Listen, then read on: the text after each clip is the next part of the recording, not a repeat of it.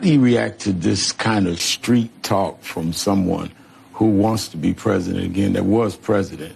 I've known you a long time, and I know you have thick skin, but I'm not asking you as a person, because I know you're used to that.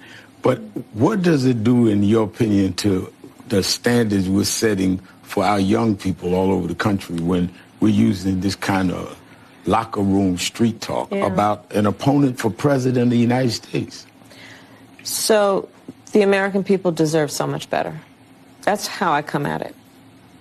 And to your point, the president of the United States must set a standard, not only for our nation, but understanding the standard that we as a nation must set for the world.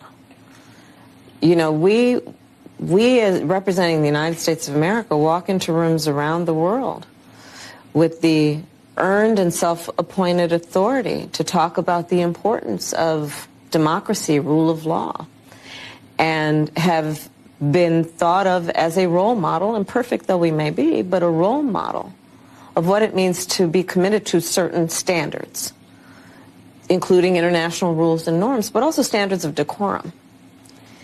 And what you see in my opponent, a former president of the United States, really is, it demeans the office. And I have said, and I'm very clear about this, Donald Trump should never again stand behind the seal of the President of the United States. He has not earned the right. He's not earned the right. And that's why he's going to lose. I remember 1972. I was 17, going on 18. I worked as youth director for Shirley Chisholm's campaign for president. And I was stunned that some of the backlash she got were from black elected male officials saying they didn't want to support a woman. They went with other candidates. I think it was George McGovern. And I hear these people talk about black men that are pulling away from your campaign, though I've not seen any real evidence of that.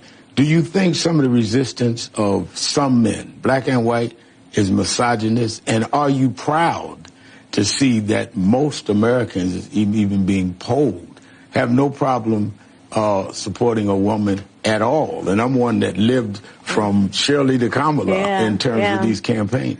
And I have an emotional reaction to you raising the point of Shirley Chisholm, because it is on her broad shoulders that I stand, and so many of us stand. And we have come a long way, to your point, and on your specific point about including the fact that I have the support of countless black men who are in elected positions, including I'm just this afternoon and 2 church visits today with the mayor of Atlanta. That being said, I think that you are absolutely right, that there is this narrative about what kind of support we are receiving from black men that is just not panning out in reality, in terms of when I go to last night Atlanta and had, I think, 10,000 people at a rally. I will also say this, Rev. I am very clear. I must earn the vote of everyone, regardless of their race or gender. And what can be frustrating sometimes is to have journalists ask me this question as though one should assume that I would just be able to take for granted the vote of black men. I think that's actually an uninformed perspective, because why would black men be any different than any other demographic of voter?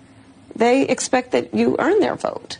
And that is why I am talking and presenting my policies in a way that are, of course, for all Americans, but I will also speak about the specific impact that I can see it having on different demographics of voters.